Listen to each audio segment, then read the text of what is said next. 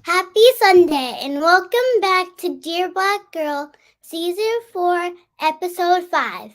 Last week we spent a lot of time talking about college. And as we know, college is a pathway to a wonderful career. There are so many different careers to choose from, and today we'll be chatting with a few women who have very exciting careers. You definitely want to share this episode right now so your friends and family can tune in. To kick off today's show, please welcome Coco. She's our mentor and the founder of Dear Black Girl.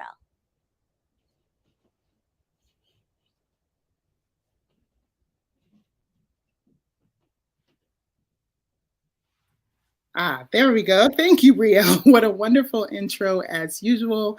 I am so excited to be with you all today for another Sunday, another Dear Black Girl Season 4, Episode 5. We only have one episode left after the show today. We want to welcome you. Thank you for tuning in. Our girls are ready. Listen, these girls continue to amaze me every single week. They overcome obstacles with ease, and they are truly developing into powerful young women who are confident in their voice, confident in their identity, confident in who they are, and why they are. As Brielle said before I came up, we talked about college and how to get there, how to apply, how to ensure that we're not leaving with too much debt or any debt at all.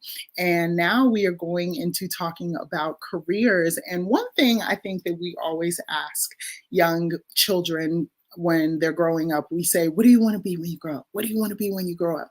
And it's an understandable question, right? But I think the question we should be asking our young people is, who do you want to be when you grow up?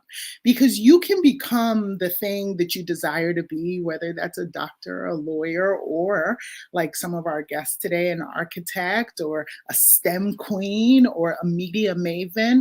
But if you do not have the character, if you do not have the integrity, if you don't even understand your own dignity, how will you sustain that career? And so as you are asking your children, the children in your life, what do you want to be when you grow up? Let's also ask them, who do you want to be? You want to be a person of integrity. You want to be an honest person. You want to be a kind person. You want to be a person who's able to vocalize what they've accomplished and be confident in that. I find often that Black and brown children are taught to be humble.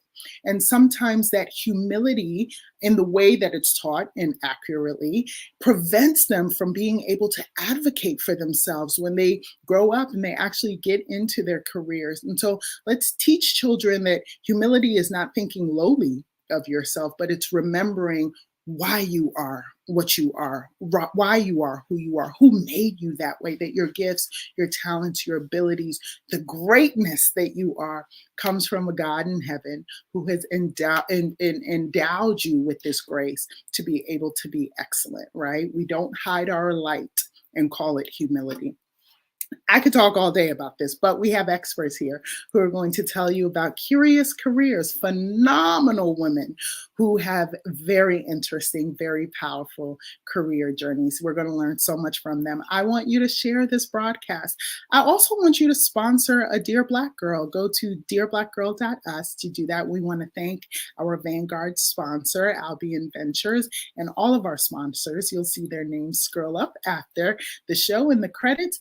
I want to bring up at this time Peyton and Audrey, who are going to do a wonderful job in our first segment. Ladies, have an excellent, excellent interview. Great job already. I already know it's going to be great. Have a wonderful time. Thank you for tuning in today. Thank you, Coco. I'm so excited about our first segment. Today, we have the amazing honor of chatting with two women who have careers on the opposite ends of the career spectrum. And what's really cool is though their careers are so different and they are not related, they share the same last name. First, I will introduce Dr. Natoshia Anderson, the engaging, phenomenal founder of Smart STEM LLC. Dr. Anderson is a reformed medical engineer turned award-winning STEM educator and STEM equity and inclusion advocate, STEM leadership consultant, in demand motivational speaker and podcast host, Stemming in Stilettos. Dr. Anderson loves to offer intensive professional and leadership development, coaching, and training for women of color in STEM. In her spare time, Dr. Anderson can be found reading a good romance novel or binge watching Netflix shows. She is a wife of 23 years and is a mother to 2 children. And now I would like to introduce Dr. Jimmeka Anderson. Dr. Jimmeka Anderson received her PhD in urban education and is an author, media literacy educator, and advisor and consultant for several national organizations. She is the co-founder and executive director of Black Girls Film Camp. She has been featured in Wired Magazine and The Washington Post, on NPR 1A, Good Morning America, and in the Trust Me documentary released in fall 2020. In the fall of 2022, she co-authored a book called Power Lines, Connecting with Teens in Urban Communities through Media Literacy.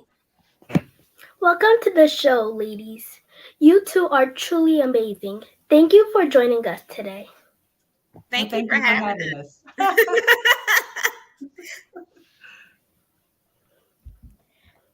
Dr. Tash, my first question is for you. Can you tell us what a mechanical engineer does? Also, please share a bit about your journey to this career. Oh, okay. Let's see. So a mechanical engineer is the most versatile of all of the engineers.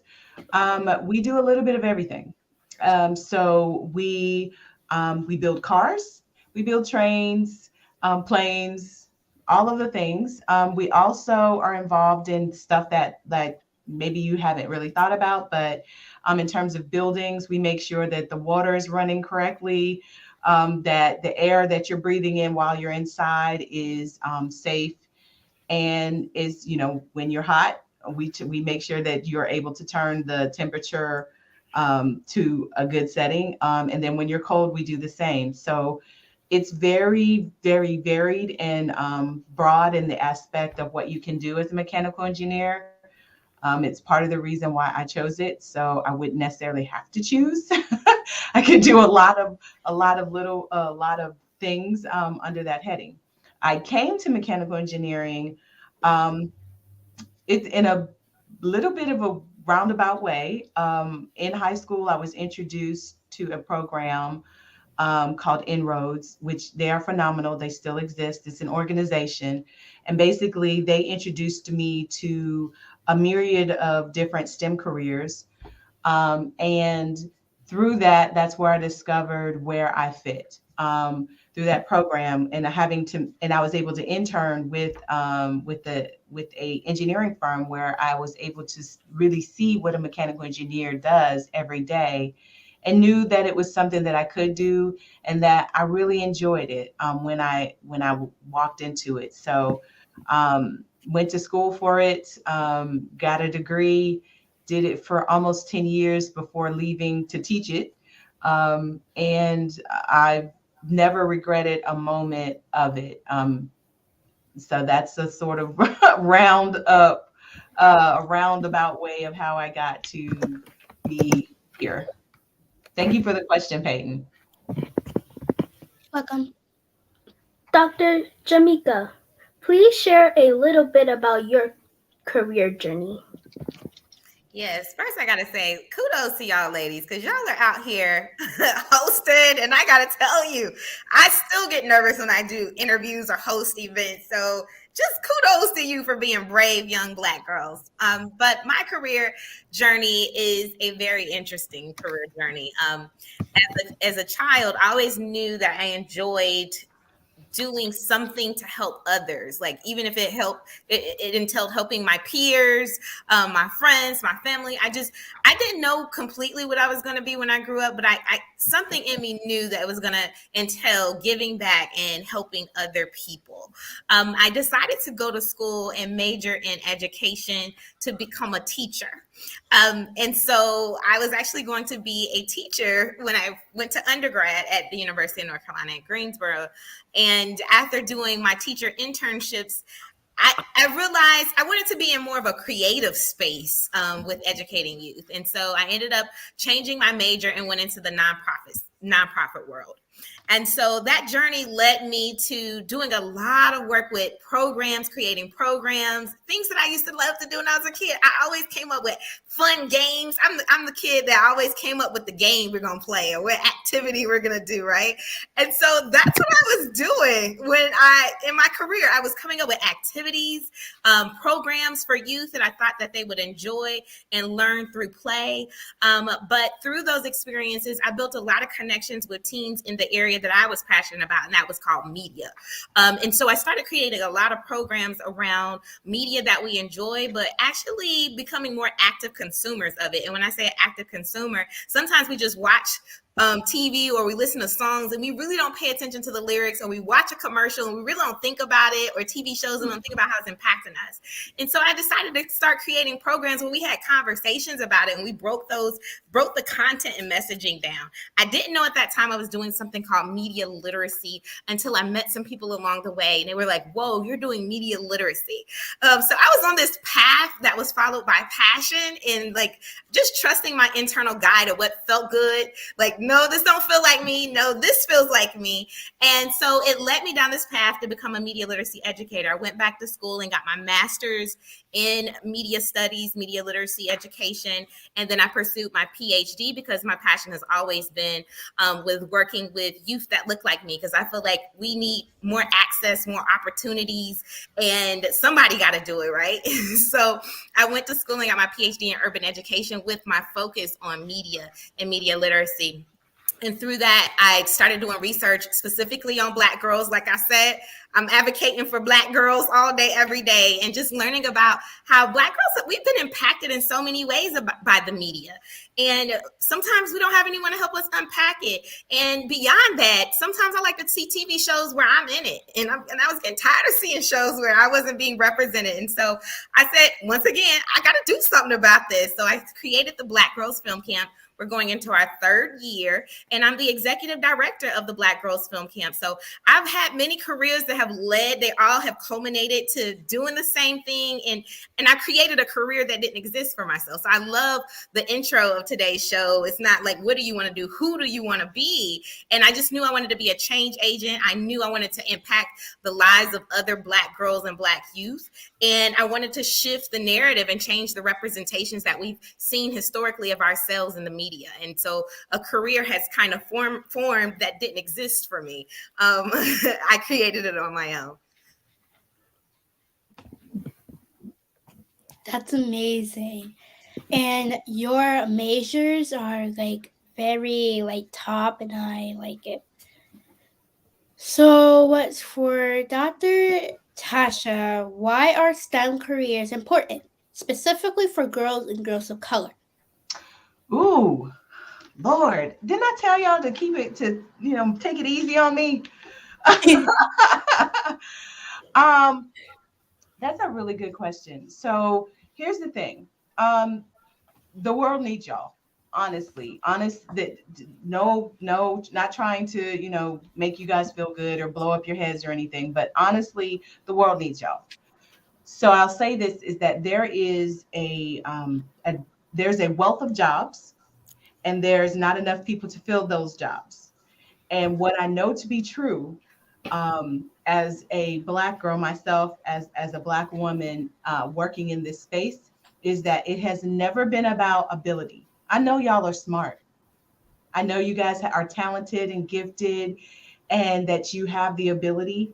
What you don't have that other groups of individuals have is opportunity and sustained efforts. And so that is my job, is to make sure that you get those. A part of what I do in my role as CEO of Smart STEM is provide those opportunities. I do programming and write curriculum and do all of those things so that girls such as yourselves have the opportunity to be the answer to the problems that we know exist right now, and also be the creator and innovators that answer questions and answer problems that we don't know exists. So that's that's the quick and the dirty answer to that question is we need you. We cannot do this without you. We've already seen that it can't be done, which right now, like I said, there is a wealth of jobs in STEM spaces, but not enough people to fill them.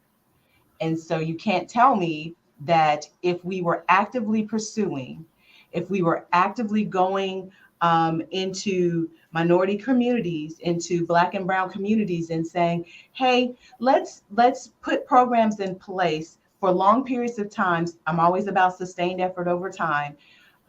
That you wouldn't be a producer of more Black engineers, whether that's male or female.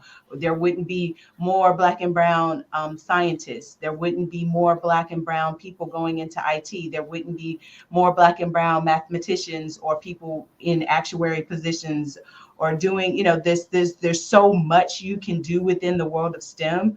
Dr. Anderson, I always say, it's like, we want to talk about STEM and STEAM. I always say, well, film is filled with technology. Like there's no getting around it. There's the technical aspect to filming, even if you're doing something beautiful. And I always say I'm biased towards engineering because I always think that engineering is beautiful.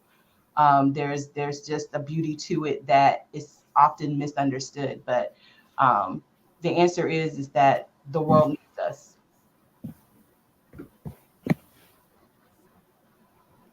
I really like your answer, by the way. Thank you. Dr. Jimmeka, when you were our age, did you know you wanted to be in media and education? How did you know what you wanted to be? Thanks, Audrey, for that question. First, I got to say to Dr. Anderson, you're right. There's so much synergy and overlap in STEM. I know in the introduction they were saying our careers are so far apart, but y'all, our careers are so not. Like STEAM with film, you're doing lighting, you're doing, editing on technology devices. And so there's so many things that go in drones. You fly drones to get footage. There's just so many amazing things that people don't think about that incorporate STEAM and STEM or engineering and all of that. But Audrey, to your question, when I was a little girl, did I think I wanted to be in media? When I was a little girl, I was a dreamer. Okay. And so I feel like I'm a first generation college student. No one in my family went to college before. I didn't know what college was going to be like. All I knew is from watching shows like A Different World, and it just seemed so amazing. I don't know if you ever heard of that show called A Different World. Ask your parents about it if you haven't, but it was a show of a Black college, and I didn't know what college was like. So I had to imagine through media what this experience could be like. And I just wanted it so bad. Like, I was like, I can't wait till I go to college. And I think I started being the hope of our family. Like, she's going to be the one to go to college. But I wasn't exposed to careers. I didn't know what all of my opportunities were that existed. I came from a background, my family was low income, so if it wasn't a free opportunity, it wasn't an opportunity that I could do, you know what I mean? And so once again, why my passion is in creating these opportunities for youth. But at that time, I just knew I love playing school with my cousins. They used to say, oh, we got to play school every time we come to your house. Yes, we're going to play school. So everyone was telling me, oh, you're going to be a teacher. And I think for me as a child, I cared about what my parents wanted me to be. I knew they wanted me to go to college. They had told me, you're supposed to be a teacher. So that's what I believed. Although when I was a child, I enjoyed acting and playing, creating scenes. I didn't let my Barbies go till I was 13. I used to put together a whole production with my Barbies. I mean, it was some drama scenes for real. Like you would have thought you were watching a movie or something. But at that time, I never thought about how all of this stuff that was in me that just naturally came out, it was in alignment of my path and where I was supposed to go. And so not only was I supposed to be, I was supposed to be a teacher, but I was also supposed to be in media because I enjoyed production. I'm a performer myself, you know what I mean? Like I participated in so many activities in high school and college, and I love being on the stage. I love it, you know what I mean? So I knew I wanted to be in some kind of space where I was going to be able to express all the things I am, because all the things that we are makes us unique, and our career path can be unique. I used to get in trouble all the time for talking in class. I used to be on silent lunch. Well, guess what? I get paid to talk now. People cut me a check to come and speak at a conference, you know what I mean? And speak to people. And so all of those things that I was growing up that was already a part of who I was, it now has culminated into creating this amazing career path for me that wasn't presented to me. It was just God led me down this path, and he put all of those things that were already showing up in me when I was a kid, creating games and things for me and my friends, acting out scenes, producing things, and also educating. And then it all culminated into this space. So at the time, no, I didn't know that opportunity exists. Did people go to college for media? I didn't know that. No one I knew was in college. So I didn't know, but I knew I could be a teacher, because that's when you look at jobs, because that's how I thought about it. When you look at a job, that those were jobs that I saw. Those are people that I could touch. I could touch a teacher. I could see it physically in my physical world and physical life. The people on the TV screen, I didn't know how they got there. I don't know, when I was a kid. Surely I found out later when I grew up, but I didn't know that I could dream in that way. And so with me dreaming, I had these wild imaginations, but I never knew I could make it practical, or it was actually something that could be my real life. Yeah, me too. I'm gonna be like straight up honest. I still play with like Barbie dolls and stuff, and it's like amazing. And I love being on the camera, and I love being on stage, because I like to use my dolls to make like a whole movie, like a whole production out of it, because that's why I like never let go of my dolls. Yeah. Continuing. Yes, now I too played with my Barbies until I was a teenager, and I actually still, I'm just gonna out myself. I still have mine. Yeah, I still have them. So same. Yeah. I still have collectors. I gave some of them away when I thought, I was like, okay, let me give some of these to my cousins, my younger cousins. There was a few. I had a lot, and there's a few that I didn't part with. I did it. Strong attachment to them dolls. Right.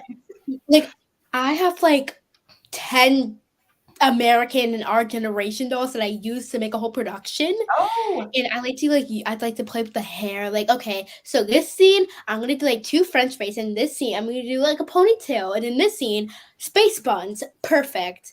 And then I like to get like clothing. I make my own clothing out of like clothes I like wear, and I just like cut them up and like make them into like a doll size. So now you have me all a buzz with like, because my brain is STEMmy, so I'm thinking about like all of the math involved in that, like designing. I used to design clothes for my dolls. I don't know about you, but now I think about how much time and effort I put into getting that right. The sleeve didn't work, whatever the things were. And now, hair is big, but hair is also, it has a science component to it that I don't think a lot of people think about, like the texture of our hair. Like Dr. Anderson's hair is different than my hair, is different than your hair, Peyton and Audrey. So it's like you really have to think about it, right? It's not a matter of I'm just going to go and get this product out off the shelf. You really have to know your hair texture. Mm-hmm. And that is all scientific knowledge rolled into, you making a choice at the hair supply store. Definitely. Science and math is integrated. I do the exact same thing. Yeah. Like I take like gel and like conditioner, and I take it from the shelf, and then I like use it on my doll's hair, and it makes like a nice hairstyle out of it. Amazing. I love this so much.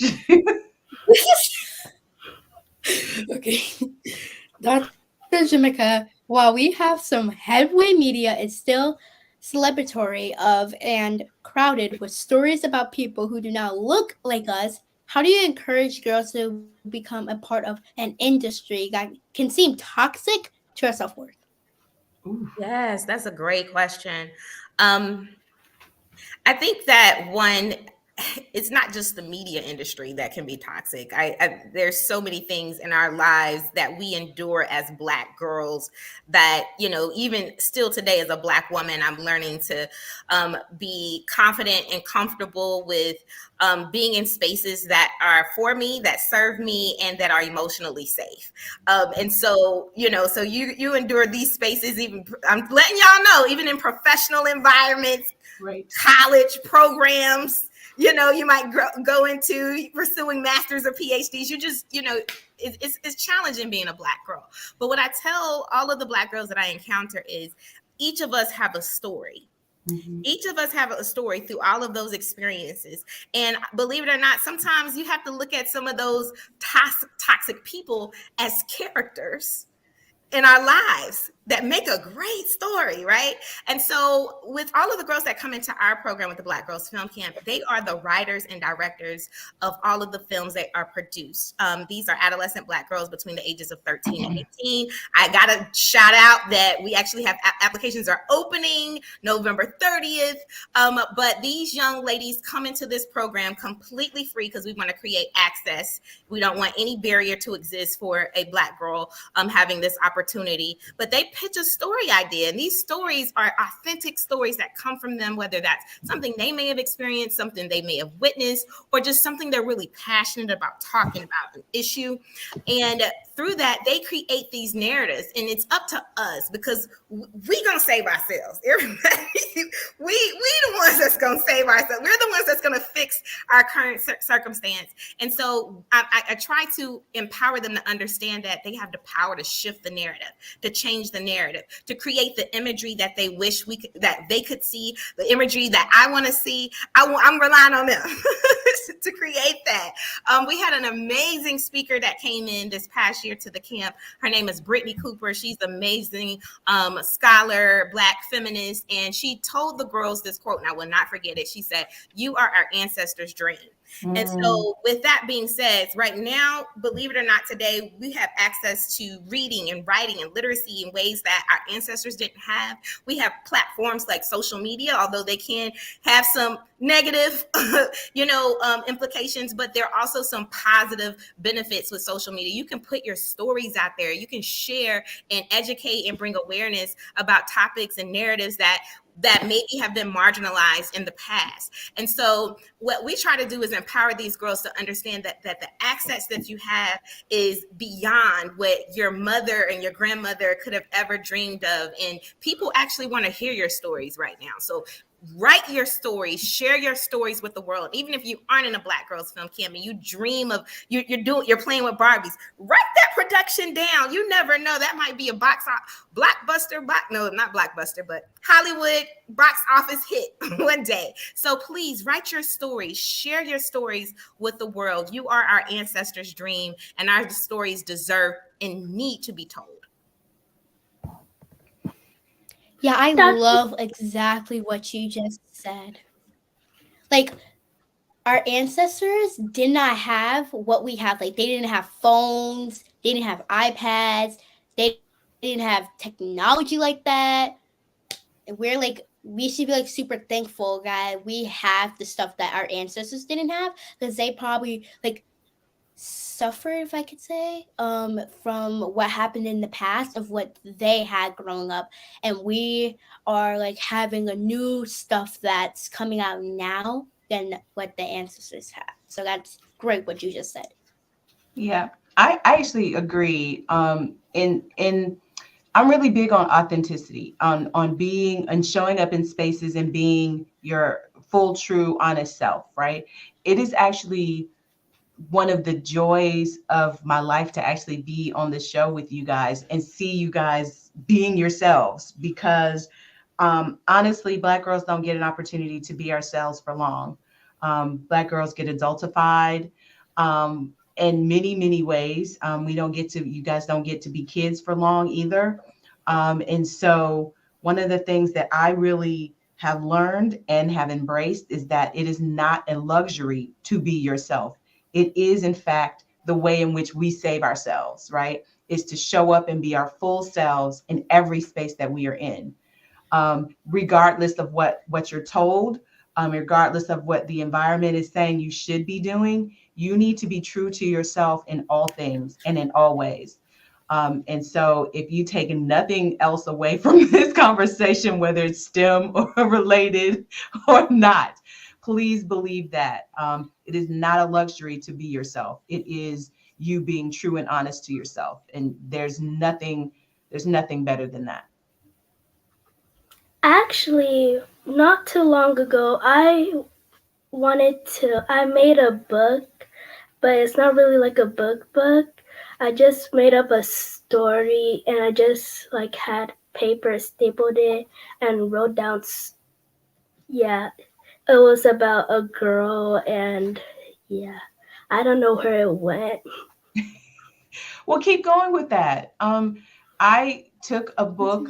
I have a children's book. I have actually two children's books. One is called ABC Engineering, where we teach little small babies. It's from birth to 3 years old. Engineering terms, because of course engineer. But I also have another book called London Gets Curious, and it is actually a conversation that I had with my niece, who at the time was 9 years old. And she was very curious about what it is that her TT does, because she calls me TT. And so write it down. There's a book in there. There's a story in there. And it could be a blessing to someone else, to you, obviously, but to someone else. And so this is how we get our stories out there. I would love to see it. I would love to see it.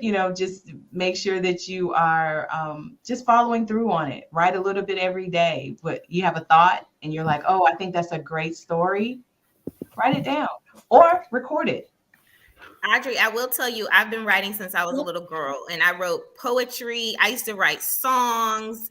I just used to write. I had a lot of feelings inside, so I just used to write when I was a little girl. So one thing I will tell you is sometimes when you write, if you think you might lose it, I'm gonna tell you somebody who may not lose your stuff, your mama. Because my mom would pull out old stuff when I was an adult and show it to me and say, hey. But I did start doing this. I found a box. At first it was a shoe box. Then I actually upgraded the box when I got older and I made it fancy. But I had this box that it was like my important stuff box. So anything that I wrote that I was like, ooh, this is really nice, or this is important, I would put in that box. Or sometimes it would be something that just meant a lot to me, and it was like a special card somebody gave me or anything, I would put it in that box. And I kept that box, went to me to college. That box went to me with my first apartment. And I still have that box, although I've upgraded the box. The things that's in that box is still there. And I pull out old poems and things that I wrote. And I've actually published a book of poetry with one of my best friends. We write together.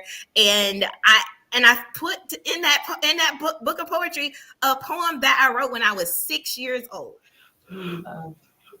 Love. Yeah. Wow. So yeah, find something that you can put all of the things that you're doing right now, because it's gonna mean something to you when you get older and you look back and you're like, this is why I'm doing this. I was always doing this. This was always important to me. This was always a love for me to do this. So I would say start doing that right now if you haven't. Create a little box that you just put things that anything you write, anything that means a lot to you, put it in that box and keep it and take it with you when you go to college and keep it with you. Okay. So, Dr. Tasha, what classes should girls be taking in high school and college if they want a career in STEM? Geez. You know what I would tell you is to take the classes that are that'll lead you to where you want to go. So these are the math and science courses, some AP courses, especially if we're talking about high school. High school is probably the most limited of options, I will say, because of course there are requirements you have to meet in order to graduate. So that kind of limits the classes that you can take there. But what I will tell you to do is while you're in that arena, like middle school, high school, is seek out other opportunities for your interests. Like, like Dr. Jimmeka's film camp. If that's what you want to do, she, find out where she's offering it and then take those courses. If you are interested in science, there's other opportunities. There might be a science club, or there might be a group of Black women scientists that does programming around with Black girls. So you and your parents are probably, or your guardians are going to have to do some work in order to hone and sort of stoke those interests. So any of the parents out there, that's your homework, is to, of course, we always see what our kids can't see, like they gravitate towards a thing. And then we want to make sure that we give them those opportunities. And I will say that in the high school, middle school space, there are many opportunities. I won't say a lot, I'll just say many. And some of those opportunities are indeed low to no cost. And so that's our job, is to research those. Now in college, it depends upon the university or college that you go to, what your opportunities will be. Science and engineering courses kind of overlap at times. So you'll take as a mechanical engineer, I took biology, chemistry, physics. I took actually 3 physics classes. I took 5 calculus classes. I took thermodynamics. I took, a whole host of technology classes. And it was an interesting mix of all of those things, the science, the technology, and the math that bring together engineering. And so if that is your interest, then trust me, they don't skip on they don't skip on those classes when you get to college. And so, but I would also tell you to take those classes, do your best in them, but try to find an outlet because sometimes the work can be hard, and you can't see your interest wanes because the work is so hard.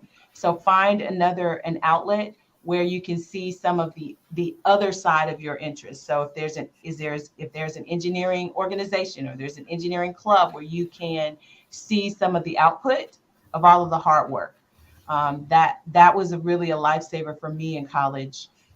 Being a part of NSBE, or the National Society of Black Engineers, where I could see other people who looked like me, who were maybe further along or at the same place in my career, but they looked like me, so we could talk about things, we could talk through things, we could empathize with each other, and then provide each other with opportunities for support and advancement. So that was a long answer to to the question.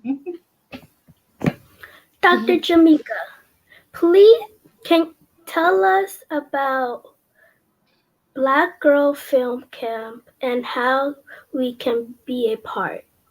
Yes, Audrey.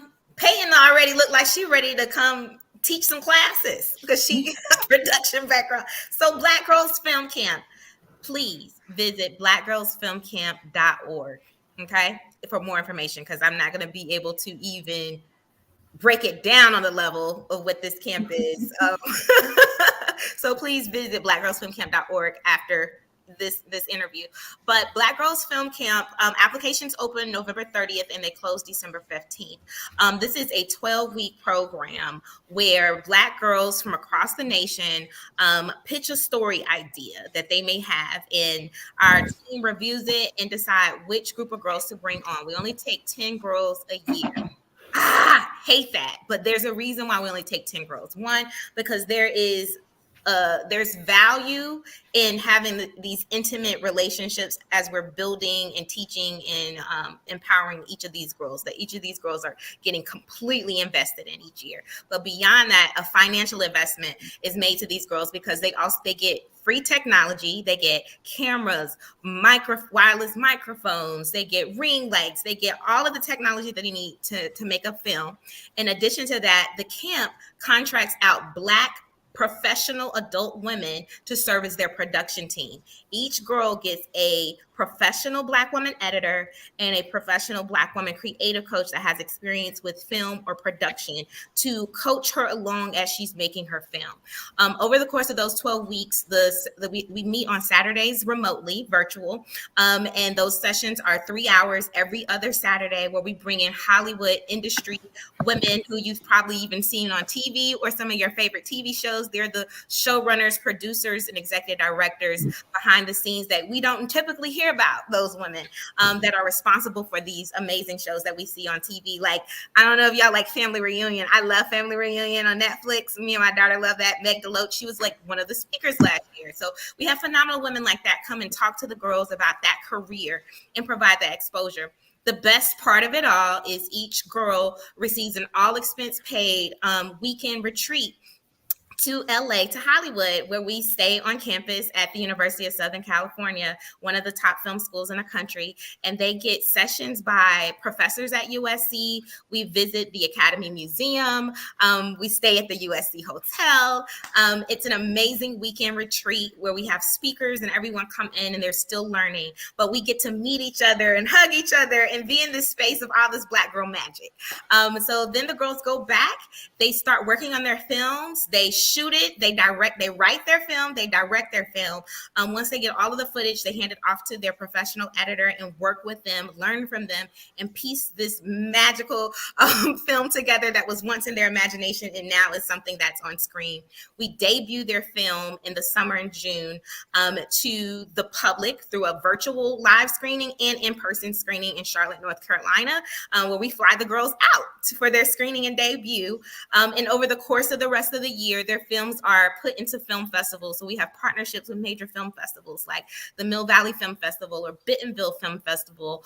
I'm not sure if you all have ever heard of them, but if you're interested in film, you should definitely check them out, where their films are screened for people to enjoy their stories and see their stories, these amazing stories created by Black girls. So please, if you know a Black girl, encourage her to apply. The only thing you need is a story and just a passion to want to do this. And that's it. Nothing else. No GPA requirement. None of that. We just a story and imagination and a passion and drive to do this. So is that all on Zoom and virtual? Yes, so our Saturday sessions are on Zoom virtually where we meet, and it's a party every time we meet. It's each Black girl, each team Black girl, her editor, her coach. It's about 30 to 40 of us every Saturday learning from these industry women, step by step how to piece your film together. So each session builds you up from the writing. We do a writer's room with you, with each team, her team. We do a writer's room to help you flesh through your script. And then you start doing storyboarding and you go to the next stage and the next stage. And the next thing you know, you have an amazing film. And you can check out the films that have come through the camp. We have over 20 films that have come through the camp because we've done it for 2 years and we're going into year 3. And then so we'll have 30 films. And so it'll keep growing. All of the Black girl stories and films will keep growing and we'll keep sharing them with the world. So even if you like, hey, my friends or my community need to see some of these films, reach out to us because we host film screenings even at schools, universities, any community space where anyone wants to host a screening for the films to be seen or to even have some of the teen filmmakers to come and speak. A lot of our filmmakers have continued to move on. One of our girls just got an award this weekend that was presented by Michelle Williams from Destiny's Child. She just won an Aspiring Creative Award, national award. And also one of our girls that was in our cohort 2 years ago, she just helped edit a film with Amanda Seals, who is a Black actress and activist, and she's been in TV shows like Insecure. And so a lot of these girls, one of our girls is at USC Film School now. So a lot of our girls are moving on, taking on new projects, getting recognized for their work. So, but it started at the Black Girls Film Camp. Everyone is their first time making a film when they come here. Okay, you're making me want to join so bad. Like, it's been my dream to do that. So yes, Faye. Yeah, and I have like a bunch of stories that I like in my Google Docs and stuff. Yes. I have a bunch of stories in my Google Docs and stuff that I like want to share out with people, but I'm too scared to. And I also have like stuff for my camera roll and like films and stuff I've made for my siblings and my dolls and stuff. Like we going back to the doll thing. I made a bunch of stuff with my dolls, and I'm really like scared I'm gonna get like share it out with people. Yes. And just yes. Well, What Peyton, the you got to get it done. You have to go to the website and get it, get it together and get it done. Yes, and Peyton, reach out to me. I don't know. You can get my email, and we can talk. Yeah. Be fearless and brave. Exactly. Because I'm going to be reaching out to Dr. Anderson soon because I see synergy. Don't think I'm not listening. I got thoughts. Yes, reach out, Peyton. Dr. Tasha, you happily describe yourself as a nerd. Tell us why it's cool to be a nerd. I mean, look at me. I'm sorry. I will say this. What I think nerds get a bad rap because you see these people, they're really unattractive. They're kind of nerdy. They don't know how to have conversations. They don't have a lot of friends. And I got to tell you that it couldn't be further from the truth. I'm a nerd. I mean, I'm a nerd, but I'm a real girl. I love makeup. I love looking cute. I love walking around in my heels. I love, putting on my stuff, making sure my hair is done. I have a really nice, close-knit group of girls who I call my board of directors. I'm married. So it's like the idea that you're smart and you're really passionate about what it is you do, but that you don't have the other part of your life is a falsehood that I think we should get away from. And so hence my moniker, the Nerdy STEM Queen, because I'm all of those things. And so I embrace my nerdiness. I embrace that I'm a natural introvert, that I can be awkward sometimes, that sometimes I don't have all of the right words, that I'd rather talk about engineering than, you're the latest show on TV, so I embrace all of those things about myself because I think and I know and believe that makes me. So nerds are in my world. This was a great interview. Thank you for being with us today, Dr. Jimmeka. How can our audience stay connected with you? Yes, once again, please follow us on social media at Black Girls Film Camp. Instagram is usually where we're at, but we're also on other social media channels such as Twitter, Facebook, LinkedIn, TikTok. So you can always follow us on those channels. Additionally, you can go to, somebody just dropped my handle at Jimmeka Anderson on IG. That's my handle. The Black Girls Film Camp, blackgirlsfilmcamp.org. If you want to email us, info@blackgirlsfilmcamp.org, or guess what? If you need to email me, it's Jimmeka@blackgirlsfilmcamp.org. So please stay connected. If anything that we shared about the program interests you, please reach out. I'm always responding and always willing to set up a chat or meeting. So, yes. Mm-hmm. And you, Dr. Tasha, how can our audience stay connected with you? Okay, well, you can go to my website. It's www.drtasha.com. You can find out all about me, what I'm doing, where I'm speaking next. because that's where I keep all my information. But you can also find me on LinkedIn at Dr. Tasha. You can find me on Instagram as the Nerdy STEM Queen, and on Twitter as Dr. Tasha. So, yep, that's me. And you'll see all of the goodness and and the nerdiness of me and me there. So, I really want to thank you guys for just a fun, engaging, um, I just had such a great time with you guys. And every time you guys do this, I know that you're going to get better at it. Not that you were bad today. You were awesome and amazing. I really, really enjoyed it. And I really want to thank you guys for just giving us a platform to talk about what it is we do and what it is we love. You know, we gotta stick together. So Yes, I love it. Y'all did an amazing job hosting. I might need to reach out to y'all to do some hosting. Believe it or not, y'all been a better host than some I mean, professionals I know that do this, because say everyone it who's watching don't see that they're getting feedback and notes from backstage. And I'm like, right. these girls being professional out here. Do it. So trust and believe, you all are amazing and awesome. And I just want to say thank you all for an amazing conversation. Thank you both again.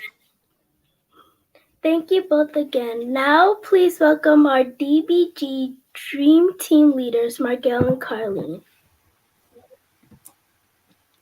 Excellent interview, girls. Now this next segment is very exciting, especially for me. At the beginning of the season, I mentioned that I am interested in pursuing architecture as a career. Well, today I get to interview someone who is doing exactly that. Isis Katie Goodwin is a third-year college student majoring in architectural engineering at North Carolina A&T State University. She currently serves as the president of the American Institute of Architecture students on campus, in addition to being a member of the National Organization of Minority Architects and the National Society of Black Engineers. Her long-term interests in both art and mathematics has led her down the path she is on today towards becoming a licensed architect and a certified engineer. She has interned with H2M, a growing architectural company located in Melville, New York.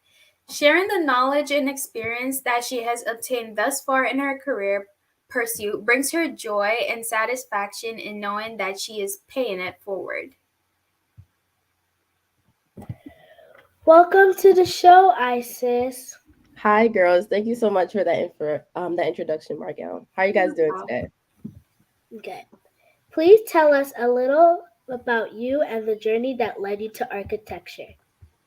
Okay. Well, as Margelle says, I have always had an interest in art, in mathematics. Like, I know for a lot of people, math is probably their least favorite subject, but I love math personally. I love numbers. I love figuring things out. And so when I was on my journey to choosing what I wanted to do in college, I learned about architectural engineering, which isn't just architecture, but it also factors in the other things, which is like the light systems, the heating. And I learned that I could kind of combine both of my interests into something I really wanted to do. So pretty much just always being interested, always willing to pick up a pencil and draw something is really what led me to architectural engineering. Are you like a good artist, or are you like good at drawing, and like what skills does a young girl need to have to pursue a degree and career in architecture? Okay, well, me personally, I do like to say I am very good at art. My dad was the first person that interested me in drawing when I was maybe about like 5 or 6 years old, and like I've literally never stopped drawing since then. The older I got, though, I kind of realized just like making art my primary source of income wasn't really desirable because I do love it so much, and I still wanted it to be a hobby that I can enjoy. But not everybody has to be interested in art to become an architect, but I definitely think it does help you. As you get older, you kind of want to fine tune your art skills a little bit more with like technical drawing and like practicing, making your lines straight, things like that. Because I think personal art is more about fluidity. You just make something that's creative. It's about, it doesn't have to be perfect, but when it comes to architecture, you do want your buildings to be perfect. You want your lines to be straight. So I think kind of practicing those skills is definitely what can help you when pursuing architecture. I think that might be really helpful towards me because I also like art, and I was introduced to architecture by a family member. She was like, "Oh, since you like art so much, why not take a look at architecture?" And it's like from there, I just like started imagining like me building my own house and Yes. so on. So That's my biggest goal. And I definitely feel like the family influence can help a lot. My stepmom was the first person that kind of really showed me what architecture was, because when you hear it, you're like, okay, well, you make buildings. But then when you see what goes into it, like it's really a design process. It's funny, me being an architectural engineer, something that people always say is like an architect's dream is an engineer's worst nightmare because architecture is about the creativity. You want to build a building that stands out. You want to build something that's beautiful. But then the engineer has to come in like, wait, certain things have to function, certain things have to work. So I definitely feel like the creativity led me to architecture. But now that I'm here studying, I kind of fine tune how I think about, a building as a structure itself. yeah, like towards my interests, I'd say I'd more of like study architectural design because I'm like into more of like modern designs. I really like modern designs and so on. And that's cool. Like when I interned last summer at H2M, I worked in the architectural sector because they did have multiple different sectors. Like some sectors did schools, others did commercial buildings. A commercial building would be like a bank or something you see outside. But my advisor that I worked underneath, she did residential. So I got to see like a lot of high-rise residential, which was really cool for me. And I think leaning forward into the design aspect, I definitely agree with like modern homes. Like it definitely piques my interest. Yeah. Miss Isis, what courses should we be taking in middle school, high school, and college for a career in architecture? Okay. Thank you for that question, Carlene. And just to piggyback on what Dr. Tasha was saying before, she made a very good point about just STEM and engineering. I always say that the most important letter in STEM is M, because everything is math. Like you think, oh, I don't really have to focus on this, but then you're taking like Calc 1, Calc 2, and on the back end comes into science. You have to take classes like physics. That goes into architecture too. You want a building to be beautiful, but you want it to stand. Oh, Margell, that was my face my first year. I said, oh, physics.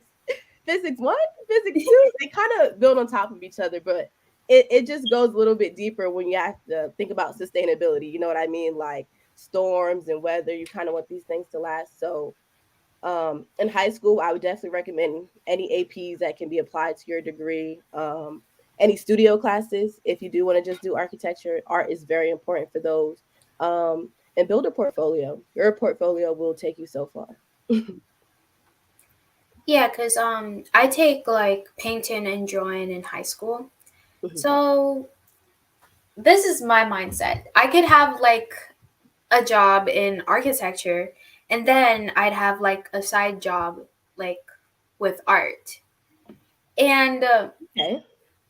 at first, like I went online to like watch videos about architecture and so on, and all that I'm seeing is like the negative sides of it. Like, oh, you hardly get any sleep. Like the students are broke and stuff like that, and I'm like, Well, okay, I'll try to give you a more positive side of that. I feel like with anything in life, there's negatives. You know what I mean? Anything I feel like that's worth achieving, it never comes easy. So it is hard work. You do have to put in extra hours sometimes, especially with architecture, going into the field, you'll never work alone. So being in school, something we do a lot is group work.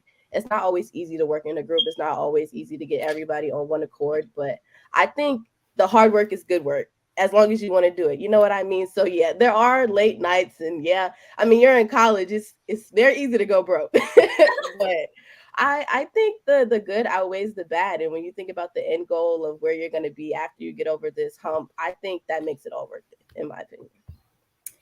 Yes, and there are like also very few Black women who are like licensed working architects. Mhm. Why do you think this is, and how do you avoid imposter syndrome when there are so few? Ooh, okay. Well, that's a really good question. Um, okay. Well, before this program has started, we were all kind of talking in the back room about how there's only 0.4% of architects that are Black women, which is less than one. So when you think how far we've come, oh, it's 2022, but less than 1% are still Black women. You know, we're still in a world where Black people achieve things, and we're still saying they're the first, they're the first, they're the first. And I think that really boils down to lack of resources. You know, it's very hard to pursue a career you've never heard of, or to put yourself in a space where it's unfamiliar. And like our previous guest was saying, Dr. Jimmeka, that, you know, she's a first generation college student. It had to be hard for her to basically pioneer, you know, break that glass ceiling. So I think the more you know, the better. You know, the more that we reach out, the more we let people know about these careers, the more that people can see that, you know, I belong in this space. Because even feeling that you belong, it definitely contributes to the very small number of Black women in architecture. You know, when I was an intern, there was only one Black woman that was there, and I thought, like, wow, you would think maybe I was coming to maybe see 3 or 4, but she was the only one, and it was very nice to talk to her and just get her insight personally into it. What are the top 3 mindsets a person should have when pursuing a unique career? Okay, top 3. Okay, well, number one, I'm gonna say confidence. I feel like confidence is the biggest thing. You know, piggybacking on my other point, you know, your self-esteem changes how you move throughout life, and it changes how people approach you. You know, sometimes if someone sees a person that's not as confident, they think that they can get one over on them or that they don't deserve respect. But I think the more confident you are, the more it comes across to people that you know your self-worth and you feel like you belong in a space. So I feel like confidence is definitely number one. Number two is flexibility. I continue to learn every single day. I feel like life is about being a student. Even when I graduate and I do move on into my career, I don't think I will ever stop being a student, because all you ever do in life is learn. And as long as you're willing to learn, someone's going to be willing to teach you. Like I think that, you know, sometimes in life you feel like you know everything. You're like, well, I don't know if there's anything that somebody could tell me that I don't already know, or I don't feel like, you know, I need to ask this question. Let me figure it out on my own. But like, asking questions is really the biggest piece of advice I could give anybody. Just let somebody know, like, hey, I don't know this, but if you're willing to sit down with me, you got 5-10 minutes to talk about it, I'm ready to learn. So I definitely think that's important. And a third one, probably just determination. Being determined. Like, it's so easy to lose motivation. It's very easy to feel like, man, I didn't do that right, like I shouldn't just try it again. But always get back up and try it again. It's always important to be determined. Just falling down, you just get back up every single time.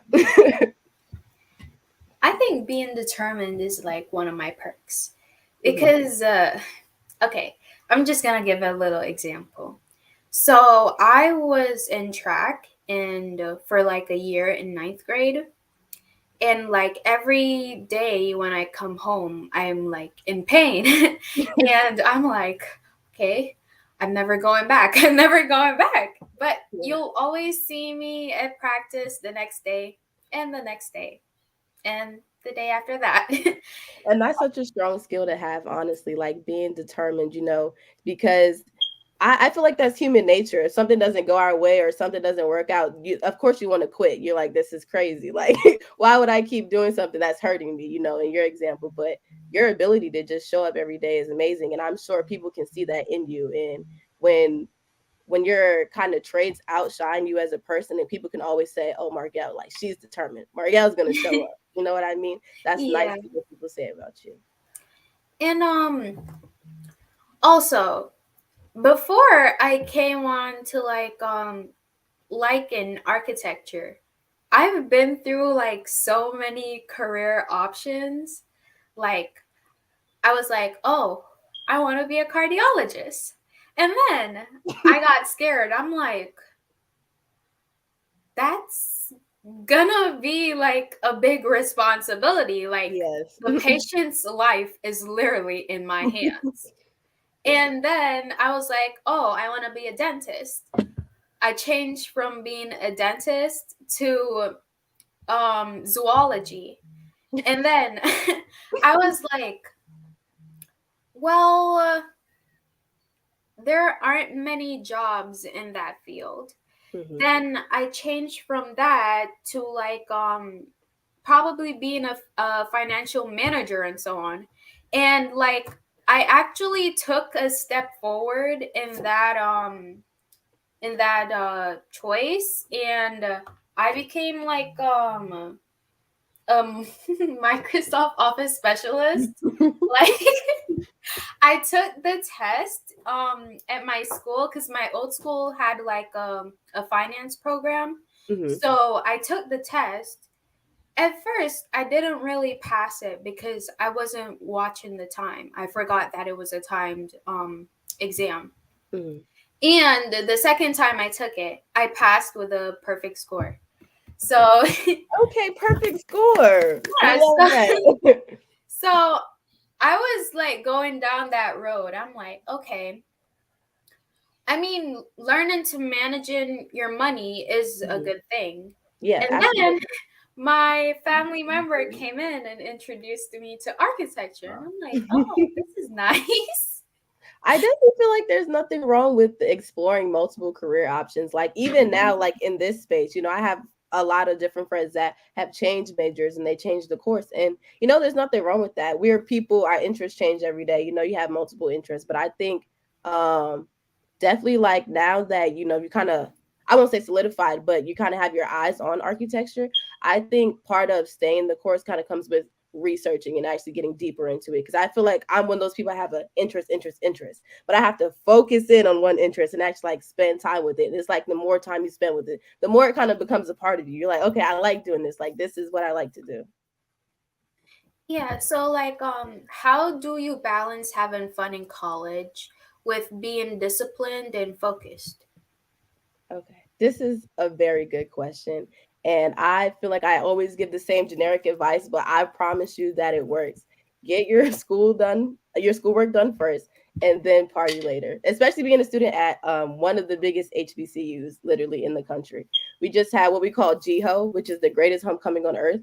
And what it is every day we're celebrating, we're outside, we're enjoying life, we're having a good time. And I mean, that's what college is about. You meet friends here that you hope to have for a lifetime. And it's always fun to go out, but I think at the end of the day, keeping your eyes on the prize and the reason why you're here, you want to graduate with that degree, because then the fun you have now can be amplified. We joked about being a broke college student, but I mean, we have fun, but imagine your fun transforms because you set your life up in a way where you can go away for maybe a week with those same friends from college, and you guys can reminisce on college, but like, look where you are now. You're, I don't know, out at like Bora Bora, hanging out on the island, talking about, man, we had fun in college, but look at where we are now. So I think that's actually a perfect question, and that's all. That's the best advice that I can give, is just prioritize that work. Sometimes you don't want to do it. I know, being a STEM student, like I was talking about physics. Physics was one of the hardest courses that I had to take, and some days I'm like, I don't want to do this, but it's a very rewarding feeling to say that I did it, and to say that now I can go and have fun with no guilt in the back of my mind, like, oh man, I didn't do my schoolwork. So definitely just stay the course, stay focused. As much as you can, just stay focused. Even need outside resources, study groups, homework with friends. Even then, you can kind of mix it together. You're socializing, but you're still getting your work done. I think just finding different ways that work for you as a student. Are there any pitfalls that you have experienced that you can help us avoid? Okay. As far as pitfalls go, I will say a student coming into my freshman year during COVID was very hard for me, because I have always kind of been more of a social person. Like, I'm definitely like I love to talk to people. I love to kind of, get up with people. That's what I like to do. So coming in at the start of COVID, it was hard because, classes are online. So you can't really meet people in class like you would. Our student center, which is beautiful, it was closed. We couldn't even go and sit in the student center. So my biggest pitfall was having to kind of reinvent the way that I kind of saw socializing with people and how I viewed myself as a student, because everybody learns differently, but when that expectation of a classroom setting was taken away, I feel like my biggest pitfall was transforming, like, okay, what does education mean and how do I learn as a student? And I think sometimes you have to sit and reevaluate. Things you did in the past won't always work in the future, but that's what life is. It's just about adapting and changing to the setting. Yeah. So I am headed to college soon, and I am preparing as much as possible. But I'm sure there is something that we're not anticipating. Can you share something that surprised you? It could be either good or challenging. Something that surprised me. I would say maybe the level of independence, like, leaving your family for that first time. It kind of just sounds like, just the next journey in life. It's the next chapter. You leave your family, you go off to college and be on your own, but you never realize how much you miss, like, your mom waking you up in the morning, like, oh, I have to wake myself up. It's dinner time. And, like, you spent 4 hours studying, but, like, you didn't eat. So now it's like, oh man, I have to feed myself. Like, it's a different level of independence that I feel like comes with this journey in life, but it's a good independence. And once you learn like who you are, and I believe Dr. Jimmeka has said it, like how to stand on your own 2 feet as a person, it really transforms you. And then you go back home to visit your family, and it's almost like you're a different person. And it's weird to feel different, but in a good way, because your family's like, wow, like I see you growing up, and you're like, I'm growing. Like, wait, I'm an adult now, but it's like a good feeling. Like you definitely pat yourself on the back, like, wow, okay, I'm handling this better than I thought I would. Yeah. Thank you so much for being with us today, Isis. I would like to stay in contact with you, and I'm sure there may be some others viewing who would like that also. How can we stay connected with you? Okay, well, my email is Keturah, Keturah, Goodwin, my last name, at gmail.com. I'm always checking my email literally every single day. I'm in bed before I go to sleep. Like, did I miss anything today? So you can always reach out to me at that email or my personal cell phone number, which is 347-817-8035. And I would love if you guys reach back out to me, especially you, Margell. Like I know this point of your life is so exciting, getting towards graduation, and I know you can't wait. And I know you guys are both going to do great things. So I'm very proud of you girls. Thank you. This was a really exciting and information segment for me. So to close out today's show, please welcome the amazing Audrey. What an amazing episode today. We hope we inspired you to look beyond traditional careers and empowered you to believe that you can be successful in any field you choose. We can do anything we put our mind to as long as we develop the character to sustain our success. Thank you for joining us today. See you next week for our season 4 finale, where we will be talking all about friendship. Be sure to tune in with a friend. Have a great week. Bye.